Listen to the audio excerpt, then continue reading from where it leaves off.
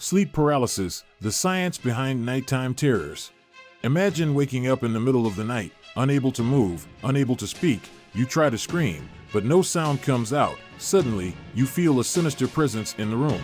Maybe it's a shadowy figure lurking in the corner, or worse, a creature sitting on your chest, crushing you.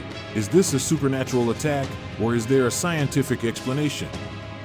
Welcome to the terrifying world of sleep paralysis. What is sleep paralysis? Sleep paralysis is a phenomenon where your mind wakes up, but your body remains temporarily paralyzed. It occurs when your brain is transitioning between sleep stages, and your muscles are still locked in a state of REM atonia, a natural process that prevents you from acting out your dreams. During this state, people often experience vivid hallucinations. From shadowy figures to the sensation of being suffocated, it feels incredibly real, but it's all happening inside your mind. Your body is asleep, but your brain is wide awake and panicking. Why does sleep paralysis happen? Sleep paralysis happens when there's a glitch in the sleep-wake cycle. Normally, REM sleep is the dream stage, and during this time, your muscles are paralyzed so you don't act out your dreams. But when you wake up suddenly before this process finishes, you become trapped between wakefulness and dreaming. Stress, sleep deprivation, and irregular sleep schedules can all increase the risk of sleep paralysis. Other triggers include sleeping on your back, using stimulants, and even genetic factors. The good news? While terrifying, it's usually harmless.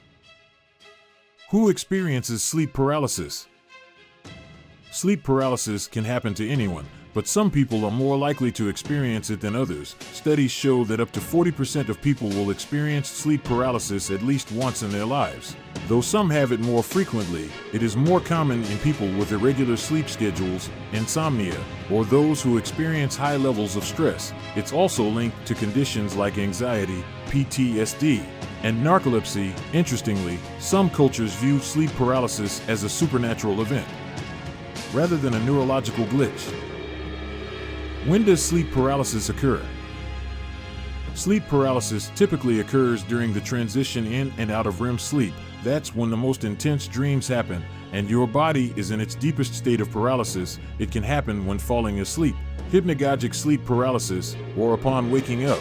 Hypnopompic sleep paralysis, if you're sleep deprived, experiencing stress, or have an irregular sleep schedule, you might be more likely to experience it. Some people even report having multiple episodes in a single night. While it can feel random, certain triggers and habits make it more likely to happen. Where in the brain does sleep paralysis originate? Sleep paralysis is linked to activity in the pons, a part of the brainstem that controls REM sleep. The pons is responsible for keeping your body still during dreams, but if it malfunctions, you wake up while still paralyzed. Meanwhile, the amygdala, which regulates fear, goes into overdrive. That's why people often experience terrifying hallucinations. They're caught in a mix of reality and dream imagery. Your brain tries to make sense of the paralysis, sometimes conjuring figures like demons, intruders, or ghostly entities. It's an eerie trick of the mind, blending dreams with reality. How can sleep paralysis be prevented or managed? The best way to prevent sleep paralysis is to maintain a regular sleep schedule and get enough rest. Avoid caffeine and screens before bed, and try to sleep on your side rather than your back. If it does happen, remind yourself that it's temporary. The more you panic, the worse it can feel. Try focusing on moving a single finger or toe. This can help break the paralysis. Deep breathing and staying calm also make a big difference. Over time, with good sleep habits, the frequency of sleep paralysis can be reduced significantly. Fun facts. Sleep paralysis has been described in ancient folklore as attacks by demons, witches, and even aliens. The famous old hag syndrome comes from myths of an old woman sitting on people's chests during sleep paralysis. Some people experience out-of-body sensations during sleep paralysis, feeling as if they are floating above their body.